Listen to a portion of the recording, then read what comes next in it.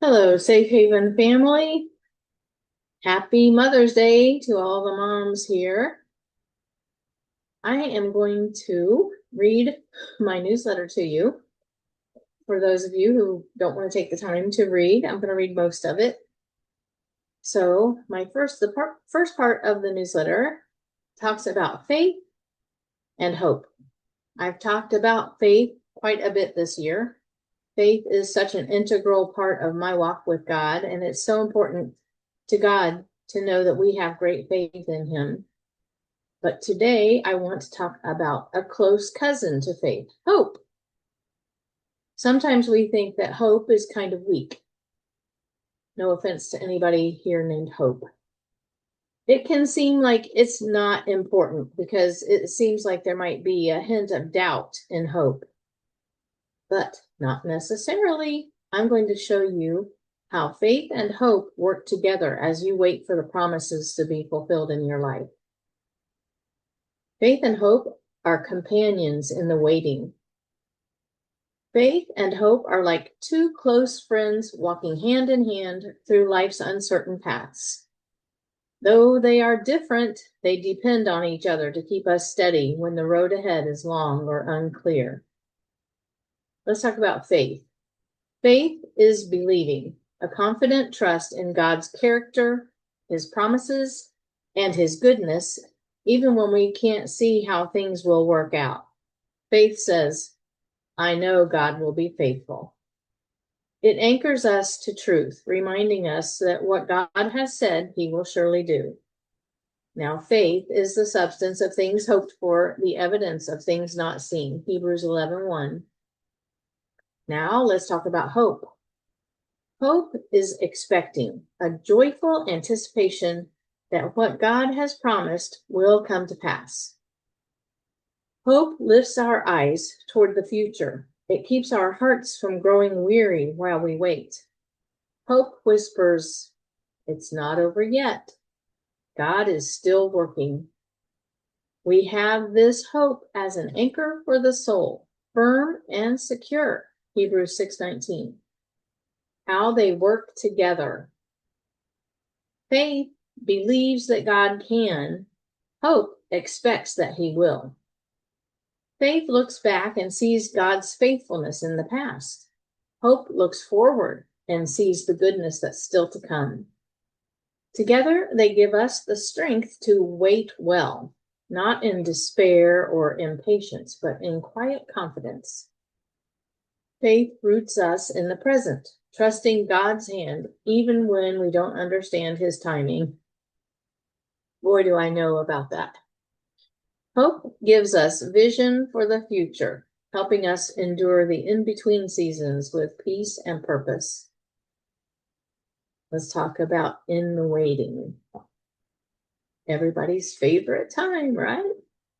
When we are waiting for something deeply desired, a prayer answered, a door opened, a heart healed, faith and hope become our companions. Faith keeps us from giving up. Hope keeps us from giving in to disappointment or discouragement. Faith reminds us that God is able. Hope reminds us that God is good. And when these two work together, our waiting becomes more than just passing time. It becomes a sacred season of growing trust, patience, and closeness with the one who holds our future. We know that in the waiting, God is working. I have a t-shirt that says it. Been there, bought the t-shirt. I had a dream. I had a dream once that involved yellow irises.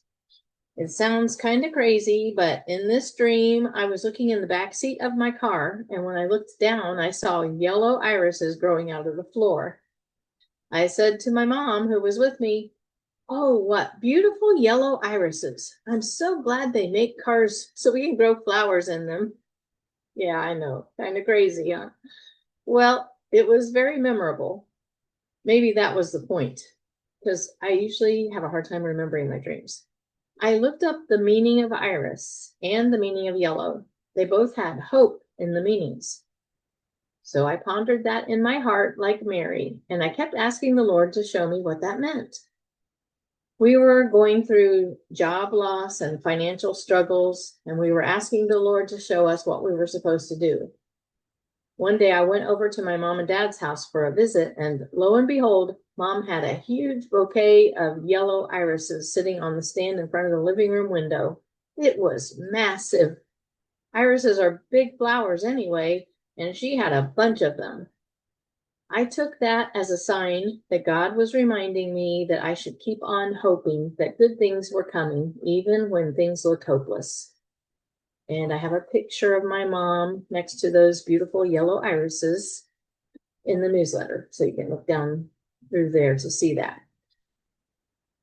A few years later, my family had lost our house, and we were driving somewhat aimlessly through a small town in southeastern Ohio, far from home, and I noticed a bed of yellow flowers.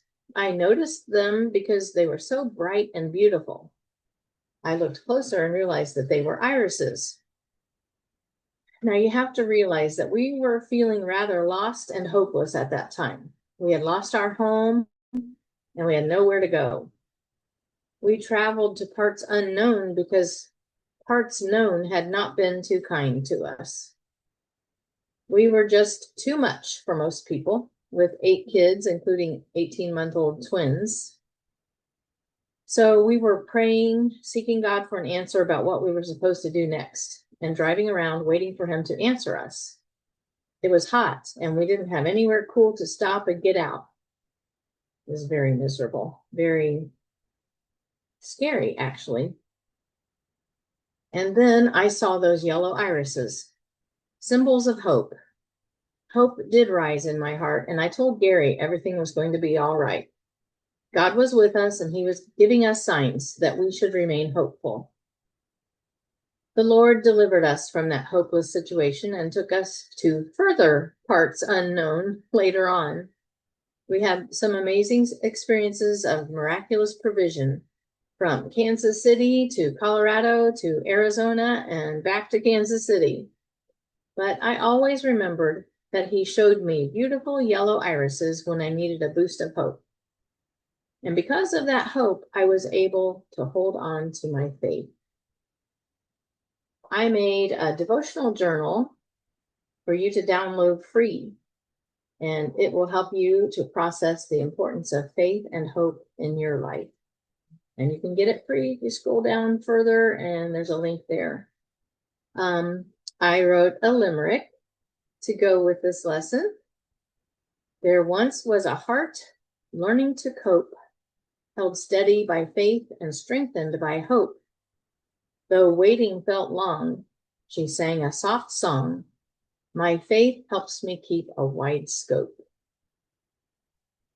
And then I've got some products here you can look at. I made a product for Mother's Day. Actually made 2. First one is called 5 Truths God Says About Your Role. The big title is You Are Not Just a Mom.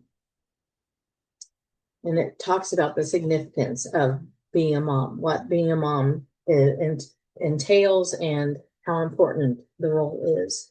And then I made a workbook to go along with that, so that if you like to journal, go deeper into this topic, you can get this workbook.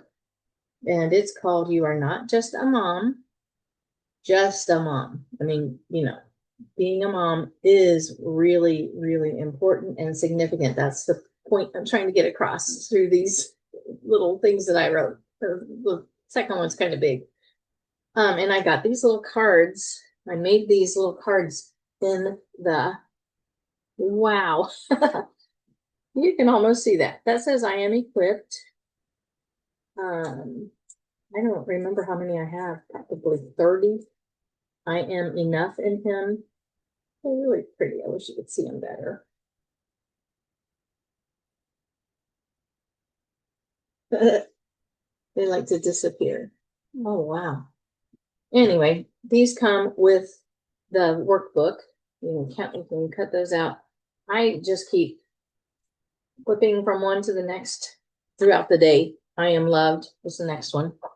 To remind myself how God sees me. And that's what the first one is a small little 12 pages, I think. The workbook is more like, oh gosh, 30 some pages. But this one is called You Are Not Just a Mom, a gentle workbook to help you see yourself as God does.